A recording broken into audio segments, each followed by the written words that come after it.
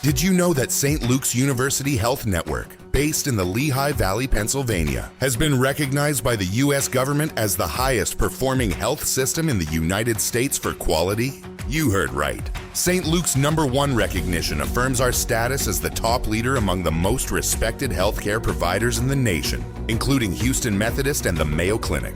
To state it simply, if you want to receive the best care when you go to a hospital, come to St. Luke's. In the squadron, they called him Bullets, but we call him Greg Kelly.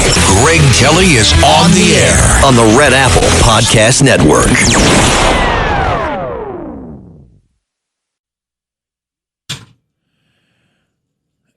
Hey, here we are, and boy, did you see the videos I did last night about what happened in San Diego?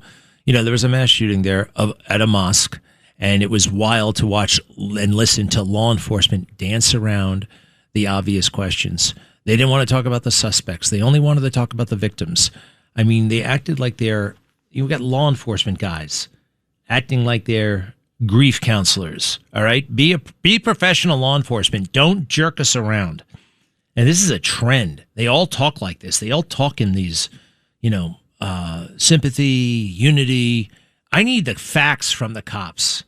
All right? Too often it sounds like this. All right? There it is. It's shooting. The whole world is watching. We want to know what the hell happened here. It's okay. We want to know. No, they won't tell us. Everybody's dead. All right? Anybody who would be affected by this directly is basically dead. The shooters, you don't have to worry about the case, the trial. Cut 1, if you don't mind. This is it. The whole world is watching. We want to know what happened, what motivated these maniacs. Cut 1. What you will not hear from us today is the names of these two suspects. Today is about our victims and our community coming back together again. And I have to say, the courage and the strength that Imam Taha has shown in the last 24 hours is beyond inspiring. All right, inspiring to what? I'm sorry, Imam Taha. I want information that might affect my family's safety, the nation's safety. What in the hell happened here? This lends itself to the whole notion that you guys might be covering stuff up and trying to find out if these suspects are the kind of suspects that you publicize or the kind of suspects that you minimize, right? Are they far leftist Antifa? Are they transgender radicals? Do you cover it up? Or can you pin this on white supremacists? Do you blow it up into the biggest thing in the world? That was a law enforcement officer. That was the chief. This is not about the investigation. This is about feelings. And guess what? All this feeling gets in the way of the actual work of law enforcement. Gets in the way. You got a job to do, for crying out loud. Remember when Mrs. Guthrie went missing? Nobody could find Mrs. Guthrie. They still can't find her. Here's the sheriff. He's the chief law enforcement officer in that county. And instead of what's going on? What's the latest with the case? This, that, and the other thing. He acted like it was his own mother who got snatched. The sheriff. Cut 5. We really just want Mom back. Okay? Right now, we believe Nancy is still out there. We want her home. Nancy is still out there. We want her home. That you don't have to worry about Mom. You have to worry about the victim, and you have to find the perpetrators. You jerk. The rest of it, this is 4 years, actually now 10 years of Black Lives Matter, the whole nonsense, the whole toxic masculinity. We have chiefs of police acting like wussies. Anybody remember the Paul Pelosi matter? Remember that guy who went into his house and hit him over the head after a couple of cocktails, after a discussion, after all kinds of who the hell knows what with that case? And there are legitimate questions that remain about what really happened with Paul Pelosi. And you're allowed to ask them in America. It's fascinating. I remember they try to delete my Twitter account when I started asking fundamental questions about Nancy Pelosi's husband. and who I happen to know has a very active and rather, let's say, somewhat unique lifestyle, right? There are some lifestyle components that would be of interest to law enforcement when it comes to Paul Pelosi. But no, this was January 6th all over again. And listen to how they got the cop all worked up about it. This is the chief of police at the time, and he's so broken up about the Paul Pelosi matter. I mean, this man's inconsolable, and he wants me to be inconsolable as well. And you. Cut 6. Our elected officials are here to do the business of their cities, their counties, their states, and this nation. Their families don't sign up for this to be harmed, and it is wrong.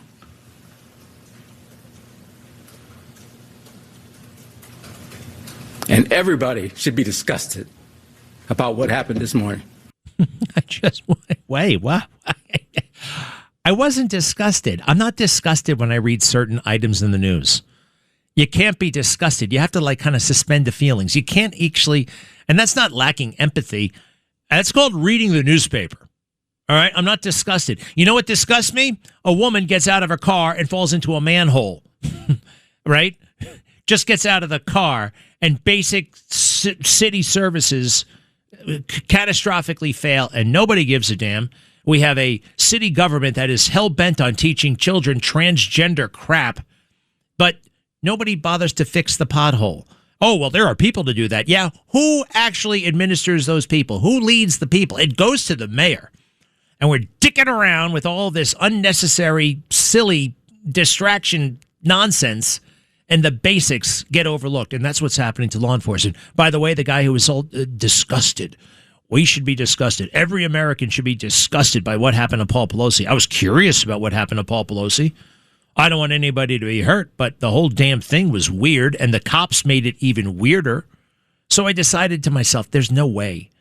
There's no way you could be a professional law enforcement person and act like this. Act like it was the worst thing that ever happened, that Paul Pelosi got a bump on his head. I know, look, if he was assaulted, that's horrible. I have significant doubts about the whole case.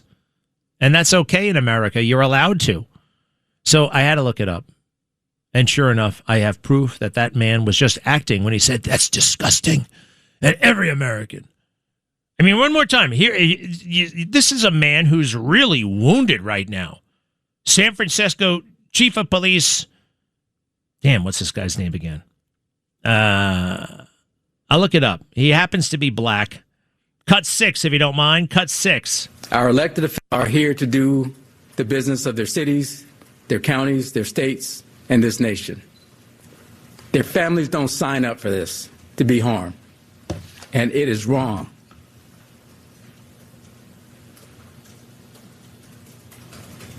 And everybody should be disgusted about what happened this morning. Just okay. All right, Chief. Now, yes, it is a black man. I know it's not Chief Fong because Chief Fong is an Asian woman, and Gavin Newsom thought that would be stylish, very stylish to make an Asian woman the police chief. Of course, she was also his errand boy and facilitated things and gave him the green light to take security to places you really don't take local security, like Montana, like Idaho, Sun Valley, Europe, all those kinds of places. Bill Scott is the chief's name. So he sounded really choked up there. Well, what happens in his day-to-day business where he has to deal with murder? Murder is kind of a big deal. But it's also kind of, it's a day at the office if you're a cop, and that's okay. And listen to him, how he sounds day in and day out, dealing with the murders of regular people. Ordinary people, not married to the Speaker of the House. Cut 7, if you don't mind. Cut 7. And while there have been multiple arrests in just a few short days, the police chief says there still is a lot of work to be done, turning to the public. These arrests happened in quick succession, and we wanted to make sure we got that information out, but we also need the public's help. San Francisco has seen 20 homicides so far this year. While we have the public's attention, we want to make sure we take advantage of that, and if anybody has anything that they can provide that helps these investigations or any others, I think it's a good opportunity. Tara Campbell, ABC 7 News. Hey, if anybody has anything, give us a call here at the police. We'd love to solve some of these murders. 20 of them so far this year. Okay, what are we going to get for lunch, right? I mean, I'm not actually criticizing that. That's okay. You're a professional. You deal with it. It's just the other guys. Wait a second. Who's that? By the way, I since I'm pointing out everybody's race, I'll point out that the sheriff there in Tucson is white. He's the head law enforcement officer investigating Savannah Guthrie's disappearance. Would you feel confident if you were Savannah and her brother and sister got 5? We really just want Mom back. Okay? Right now, we believe Nancy is still out there. We want her home. We want her home. At one point, he says, this department is hurting. This department's hurting. And grief counselors, emotion. You know what? It's also kind of sinister. They often will use emotion and feeling to mask incompetence. That's a little trick. It's been around for a long time. Hey, President Trump is at the Coast Guard Academy right now. Very beautiful, beautiful sunny day. Giving a speech. You want to hear a little bit of it? Let's hear a little bit. Go ahead. If we can. Pump up the volume, pump up the volume, pump up the volume. Dance. Many decades, I would say at any time, period, you've never seen what is happening. And the Coast Guard, as good as it has been, has never seen what's happening to it right now. And the spirit has never been higher. And I think we can say that. It starts with the leadership. But I think its spirit with the Coast Guard has never been higher than it's been right now. And I got to know a couple of people over the last 2 weeks from the Coast Guard, and I can see why. These are incredibly brilliant people, good people. I have to say, I don't want to give them any ideas, but in the private sector, they'd be making a lot of money. And you know what? They wouldn't trade what they're doing. Would you guys trade for millions a year? Maybe. Maybe. No, you wouldn't. I don't think you would. A lot of people would like to be in your position that are doing very well, believe me. In the 4 years before I took office, the Coast Guard recruitment missed targets by 20 and 25 and 30%. The targets, the recruitment targets. And not only you, the Marines, the Army, Navy, Air Force, Space Force, that's my baby. I started Space Force. I was very happy. It's going to turn out to be one of the most important of all. But you missed your recruitment numbers, and it was an embarrassing time. Not only the military, the police, firemen, anybody with a uniform, they didn't want to be associated with our country, frankly. And last year, the Coast Guard beat its recruitment goals by 120%. And we have so many people wanting to get into the Coast Guard and all levels of the military now that weren't even thinking about it. To me, it's one of the most exciting things. When I first came, we had the election on November 5th, and it really started from the day of the election. But we had the election on November 5th. But I will tell you, before that, you couldn't recruit people to go into the military. Nobody wanted to be there. They were trying to reduce standards. Now the standards, I hate to say, are through the roof. But now we have lines of people wanting to get into every group of, whether it's the Navy, the Coast Guard. And I will tell you, I looked at the numbers, the Coast Guard in particular, you have exceeded your numbers. You have a waiting list that's a mile long of people that want to get in. So I think I have to say congratulations on that. You know, it's a really big deal.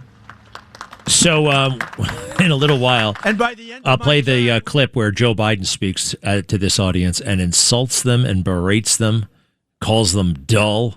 It's amazing. What happens is he botches a joke that Ronald Reagan delivered brilliantly, like in the when was that, 82 or something like that. Great joke about the Coast Guard and the Navy and how the Coast Guard's actually kind of superior to the Navy, kind of good laughs, good rivalry.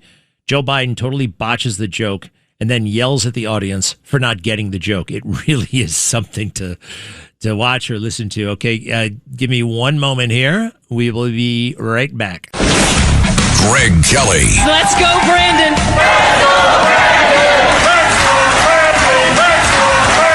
On the Red Apple Podcast Network. Greg Kelly. On the Red Apple Podcast Network. All right. I'm watching President Trump speak at the Coast Guard Academy. Nice speech. But I can't help but think of where Ronald Reagan and Joe Biden when they were in the same exact spot. Here is Ronald Reagan when he was president. Don't have the exact. I have a feeling it's 1987, but I'm not sure. Speaking to the Naval Academy. Cut 14, please. You're a really dull class. And then he asked them to clap. Jeb Bush style. Clap. Clap, you bastards. Tom Caniff, the great defense attorney, is with us. A New York institution. He's becoming like what was that guy? The William F. Bailey of New York City. He ran for DA in New York County, Manhattan. Didn't quite make it, but who knows? Maybe next time. He's the defense attorney who represented Daniel Penny. Remember him? He was just trying to save the people in the subway car. They wanted to throw him in jail. Well, Tom Caniff and his partners worked hard, and he was freed, not guilty, on the most serious charges, maybe even all the charges. Tom Caniff, welcome back. How are you? Every single damn charge. What's going on, Greg? Good for you. Good for you. How is Daniel Penny doing? One of your, I guess you could call him a celebrity client. Yeah, celebrity client, although he hates that stuff. He likes to, he's very modest, likes to keep a low profile. Doesn't do media or any of that, but he's doing great. He's working in the equity, private equity investment, big money world that I'm not part of, and he's adjusted well. So good for him. Well, you're on the front line of the criminal justice fight, right? And just how berserk have things gotten in New York? We see President Trump, and he's fixing the federal system and doing what he can for the local, but it's its own little crazy fiefdom here with the mayor, with that crazy Alvin Bragg and the rest of them. From your perspective, how bad is it? It's terrible. And that side, they love to roll out statistics whenever they may be favorable to them, or they can spin them as favorable. And then when the crime numbers are, not in their favor, then they say, the statistics don't mean anything. And I've said repeatedly that the only statistic that I'm really concerned about, and I think we should be concerned about, is how many unnecessary crimes are occurring, right? We're always going to have crime. In the best of times, Giuliani and father was commissioner. Crime, the strides we made were unprecedented, but crime still exists. It always will exist, because like we were saying yesterday, we're human beings. We're born in sin, right? We're flawed. But, when there is crime that is occurring not just because of human frailty, but because our so-called leaders are instituting policies that are anti-societal and homicidal, and it is people that should be either in psychiatric institutions or incarcerated or roaming the streets and roaming the subways and creating chaos. It doesn't matter what the numbers are. People are being victimized unnecessarily. So you're going to go to someone who's, the family of someone who was pushed down a flight of subway stairs and say, gee, sorry your dad died unnecessarily because a schizophrenic maniac was roaming the streets after being repeatedly let out of court or let out of jail. But by the way, subway crime's down this year. It doesn't really work. And I don't look. That's what they fall back on. Oh, the numbers are down. The numbers are down. Number one, I don't believe them. I don't believe them. These numbers can be massaged. These numbers incidents can be concealed. They can be downgraded. I know that's happening. And there's very few people the government is doing a good job. Just ask the government. And it's something that I think is going to catch up to them. But there's no way crime is down, because it's happening with impunity. Maybe people are reporting less crime because they know, but crime is not genuinely down. I firmly believe that. How do you feel? Yeah, well, Mark Twain said there are lies, damn lies, and then there are statistics, right? I mean, anyone who's walking around the city, who's lived here, for more than a few years, remembers things pre-COVID, remembers things, back in the late 90s, early 2000s. I mean, I always say, I was blessed to come of age in Manhattan.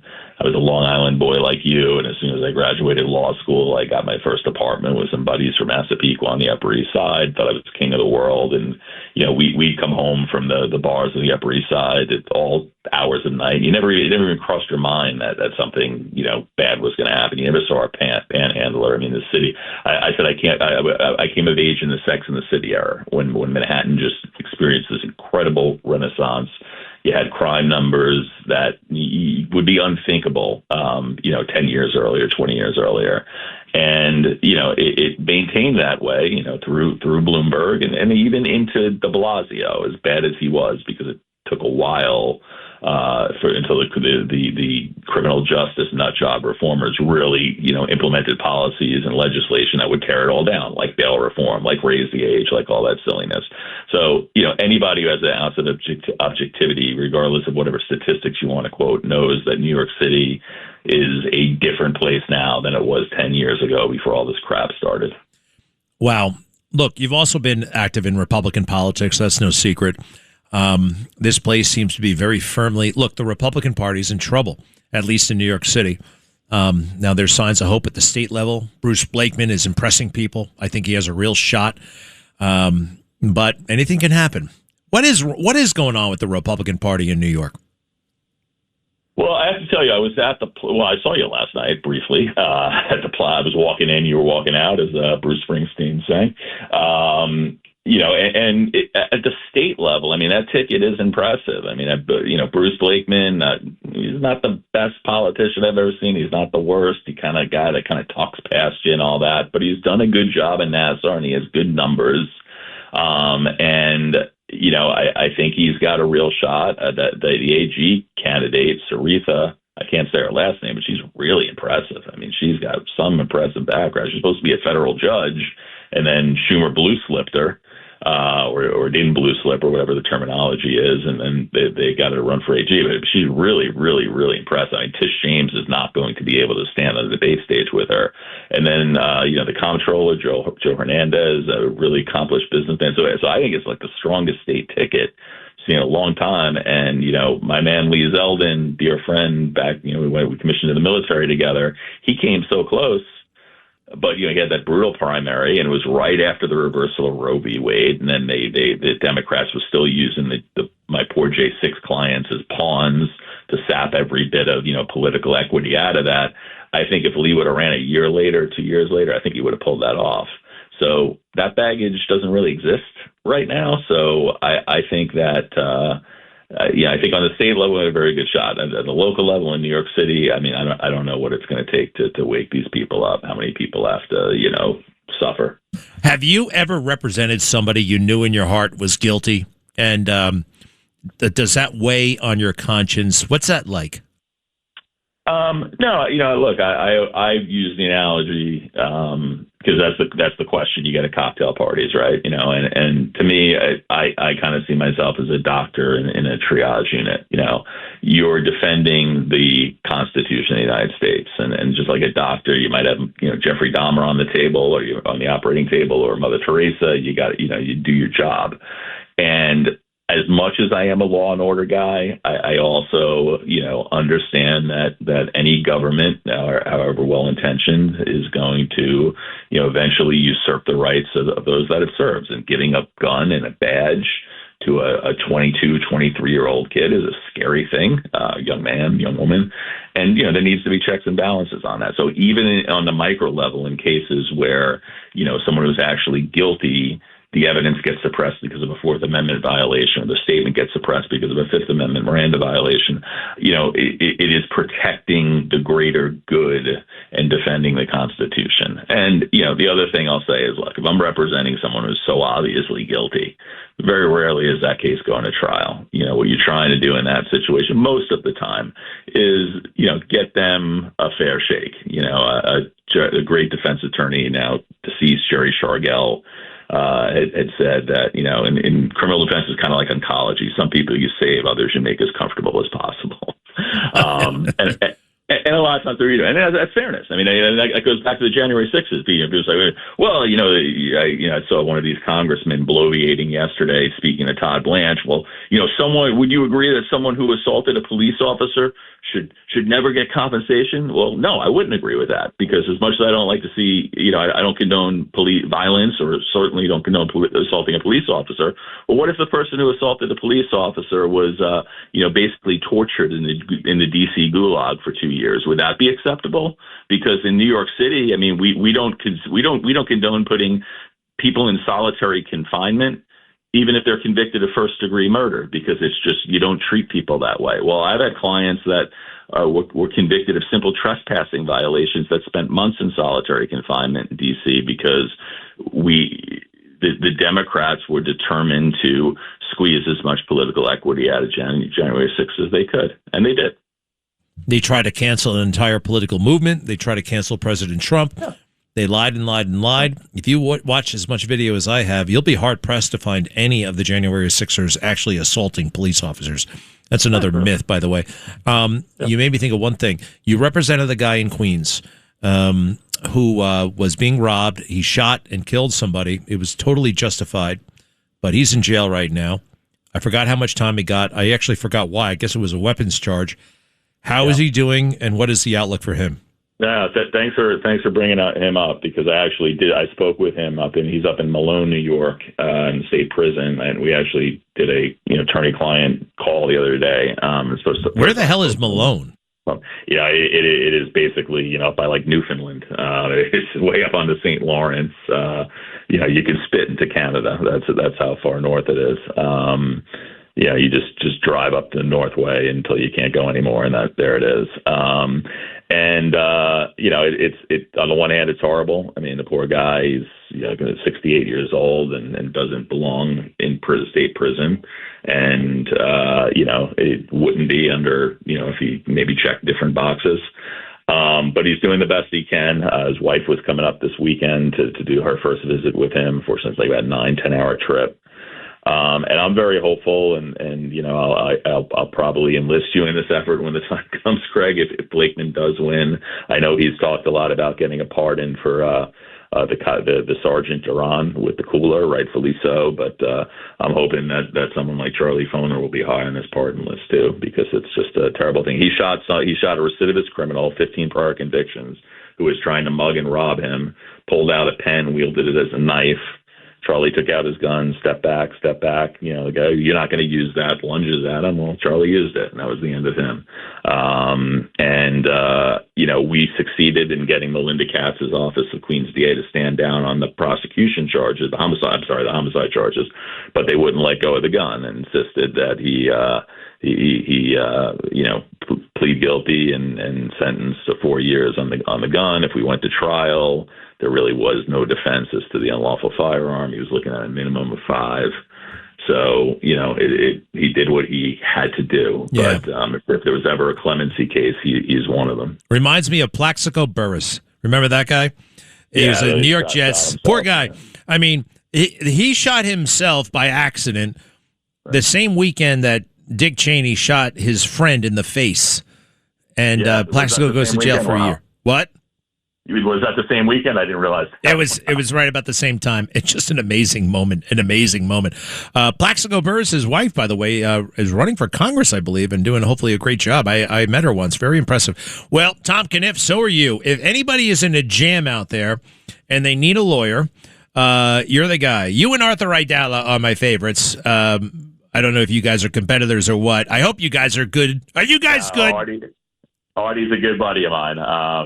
We go back a long way, and we actually have a lot of cases where we're working together on them. So I love it. All good.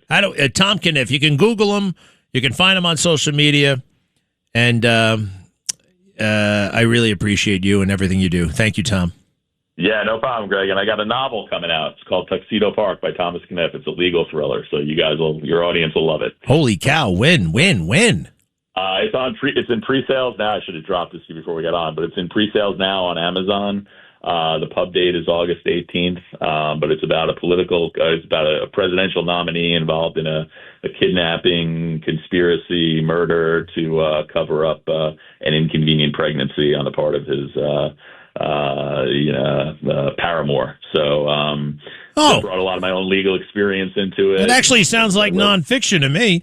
It probably has happened. We didn't learn about it. Well, we're going to make you a best-selling author. We'll do everything we can because James Comey, little known secret, his books stink. All right, James Comey is writing those books left and right. Tuxedo Park. What? But much like Comey himself. That's true. That is true. Well, we look forward to Tuxedo Park by Tom Caniff. That's very exciting. Pre-sale right now, but let's have you back certainly around the book pub. And thanks for being with us. Yeah, appreciate it, Greg. All right, we'll see you later. 800-848-9222, 800-848-9222, as we head into a beautiful Memorial Day weekend. It's already kind of a chillax mood out there. I love it. Be right back.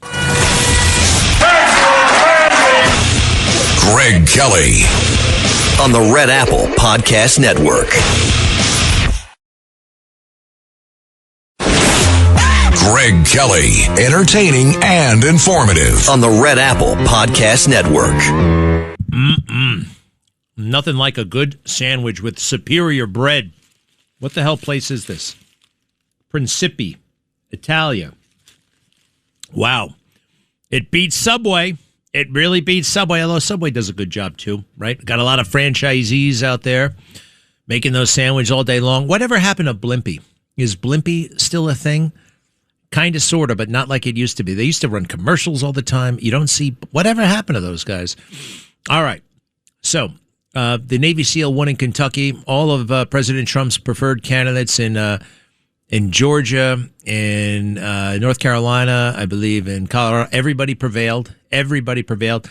I'm a little disappointed that my guy, Rob Atkerson, did not win in Georgia's 11th, or is it Georgia's 14th? Great guy. Loudermilk wanted him. President Trump did not endorse in that situation. He did not endorse. And I kind of get it. He's got, the other guys were pretty good too.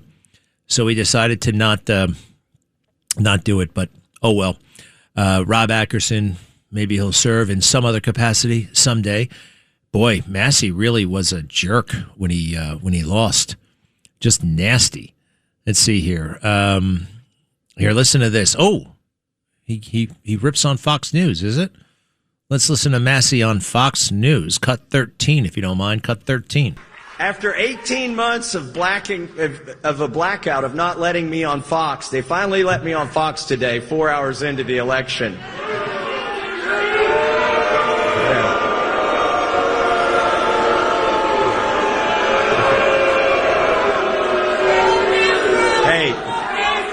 Hey, their slop is selling, so they'll keep selling it. But listen, I got to watch Fox also for the first time in 18 months. Well, if he's got a beef against Fox, that's fine. Basically, going on Fox does not help in a congressional election. A lot of these guys spend way too much time seeking out cable news opportunities and not doing more local media. I don't know. Was he really asking to go on Fox? I wonder. Would it really have helped? I don't think so. Massey is not a particularly likable guy, but I'll tell you what he did.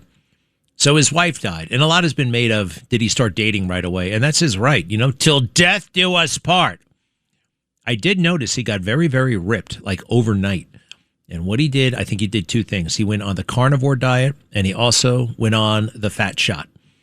I don't blame anybody for doing the fat shot. Hell, I'm on the fat shot. The fat shot works. It absolutely works. So good for him for doing that. And he can date whoever he wants. At one point, though, he seemed to be kind of like insulting the voters, right? Oh, the voters. They just want somebody who, will do whatever they want. Kind of, actually. We want to be represented. We want to be out front. It's about, yeah, you guys work for us. I think it all went to his head a little bit. You know whose head remains remarkably regular and real, although brilliant at the same time? J.D. Vance. Now, some of the stuff he's talking about is absolutely beautiful. And to see it happen at the White House itself, the J6ers were so, persecuted, maligned, lives turned upside down.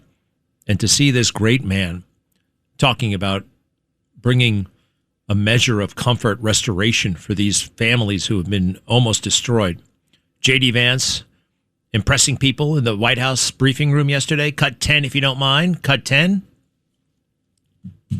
The people that would get the money are people, some of whom have been prosecuted completely disproportionate to any crime they've ever committed. Like, let's just take a couple of examples. Tina Peters is this woman who is about to get out of prison, thanks in large part to the president's good work in Colorado. This is a woman who, at worst, if you believe everything that the prosecutors said about her, committed misdemeanor trespassing, and somebody threw the book at her, this innocent grandmother was going to spend 10 years in prison, completely disproportionate to any misdemeanor trespassing that I've ever seen. Was that fair? No. Is it reasonable for her to get some compensation for the fact that she was treated unfairly? I think the answer is yes, and I think that what we're going to see, hopefully, is the entire country, led by this Department of Justice, turning the page on the lawfare. What I would like to propose, and I think the Democrats, hopefully they're willing to meet us halfway here. I won't hold my breath. But what I would propose is something very simple, that if you are willing to turn the page on Joe Biden's lawfare, why don't we prosecute people? Very simple principle. Why don't we prosecute people who violate the law? Let's not prosecute people because they said the wrong thing, or because they had the wrong political candidate, or because they had the wrong viewpoint. And what do you think? What a great guy. What a great thought. Misdemeanor trespassing, 9 years in jail. And the other thing that's really interesting, they always say, well, the people who assaulted cops deserve nothing, right? They deserve to die in solitary confinement in Alcatraz, for crying out loud. Do me a favor. Show me the videos of the cops being assaulted. I can show you hundreds of videos of people being assaulted by cops that day. I can show you somebody being murdered by a cop. 2 people actually being murdered by cops. How about those? The Democrats love to rally around people in jail because they think people in jail are victims. They never think that about the January 6ers. Why is that? That's something that J.D. Vance confronted as well, and I thought he did it brilliantly. Cut 11, if you don't mind, please. Cut 11. We don't in the United States say that everybody who's accused of a crime is automatically guilty in a court of public opinion. You've got to actually look at this stuff and figure out, what were they accused of? Maybe they did something bad even, but what they were accused of was way worse of what they actually did. Maybe they had their entire lives ruined in a totally disproportionate way. That's fundamentally illegitimate and political.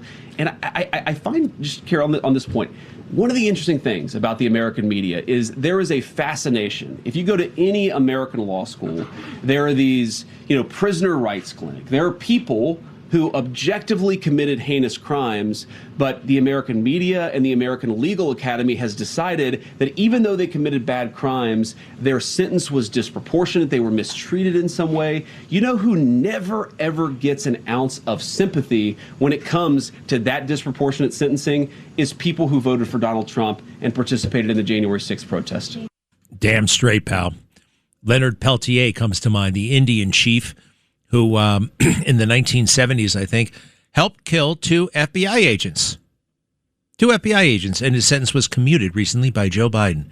And all kinds of celebrities were lobbying for that for a long time, including Bruce and that dopey Stevie Van Zandt, little Stevie, whatever his name is. All right, there's the clock. Be right back. Thanks for listening to The Greg Kelly Show.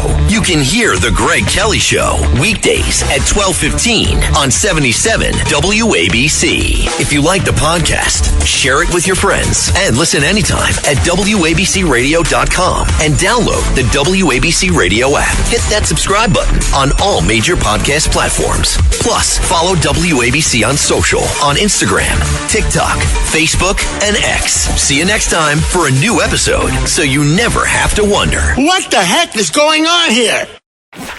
Get ready, Staten Island. It's time to celebrate 5 years of Ferry Hawks baseball. Tuesday, May 19th at 10:30 a.m., it's morning baseball. Wednesday, May 20th at 6:30 p.m., have a pawsome time at Bark in the Park. Thursday, May 21st at 6:30, it's Pride Night with $5 Bud or Bud Light draft beer. Individual game tickets start at just $12. Visit ferryhawks.com now to lock in your seats.